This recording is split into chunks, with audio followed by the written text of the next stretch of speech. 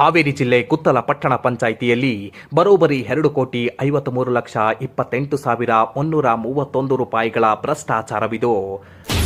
ಕೋಟಿ ಲೆಕ್ಕದಲ್ಲಿ ಗುತ್ತಿಗೆದಾರರಿಗೆ ಪಾವತಿಸಿ ಭ್ರಷ್ಟಾಚಾರ ಮಾಡಿ ಸೇವೆಯಿಂದ ವಜಾಗೊಂಡಿರುವ ಟಿ.ಗುರಪ್ಪ ಪೂಜಾರಿ.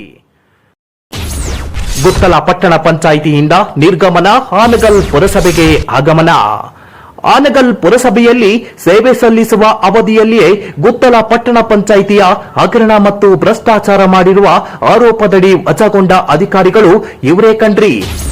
ಟಿ.ಗುರಪ್ಪ ಪೂಜಾರ. ಗುತ್ತಲ ಪಟ್ಟಣ ಪಂಚಾಯಿತಿಯ ಬರೋಬ್ಬರಿ 2,53,28,331 ರೂಪಾಯಿಗಳ ಭ್ರಷ್ಟಾಚಾರ ಸಾಬೀತು. ಸರ್ಕಾರವೇ ಕೆಲಸದಿಂದ ಕಡ್ಡಾಯವಾಗಿ ನಿವೃತ್ತಿ ಘೋಷಿಸಿ 4 ತಿಂಗಳ ಹಿಂದೆಯೇ ಆದೇಶ ಮಾಡಿದ್ರೂ ಕೂಡ ಇಂದಿಗೂ ಆನಗಲ್ ಪುರಸಭೆಯಲ್ಲಿ ತನ್ನ ಭ್ರಷ್ಟಾಚಾರದ ಕಪ್ಪು ಬಟ್ಟೆ ಕಟ್ಟಿಕೊಂಡು ಕಾರ್ಯನಿರ್ವಹಿಸುತ್ತಿರುವ ಟಿ.ಗುರಪ್ಪ ಪೂಜಾರ.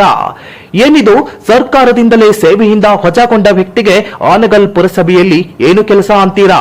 ಇಲ್ಲೇ ಇರೋದು ಕಣ್ರಿ ಟ್ವಿಸ್ಟ್. ಸರ್ಕಾರದಿಂದ ವಜಾಗೊಂಡಿರುವ ವ್ಯಕ್ತಿಗೆ ಸಾಥ್ ಕೊಟ್ಟು ಆನಗಲ್ ಪುರಸಭೆ ಆವರಣದಲ್ಲಿ ಟೇಬಲ್ ವ್ಯವಸ್ಥೆ ಮಾಡಿ ಬೆಂಬಲ ಕೊಡುತ್ತಿರೋ ಅಧಿಕಾರಿಗಳಾದ ಸೋ ಅಂಡ್ ಸೋಗಳ ಸಂಪೂರ್ಣ ವಿವರ ನಿಮ್ಮ ಮುಂದೆ. ಮುಂದಿನ ಕುತೂಹಲ ಸಂಚಿಕೆ ವೀಕ್ಷಿಸಲು ತಪ್ಪದೆ ಸಬ್ಸ್ಕ್ರೈಬ್ ಮಾಡಿ, ಶೇರ್ ಮಾಡಿ. ಇದು ನಿಮ್ಮ ನ್ಯೂಸ್ 27 ಹಾವೇರಿ ವಾಹಿನಿಯ ಕರಪ್ಷನ್ ಸ್ಪೆಷಲ್ ಸ್ಟೋರಿ.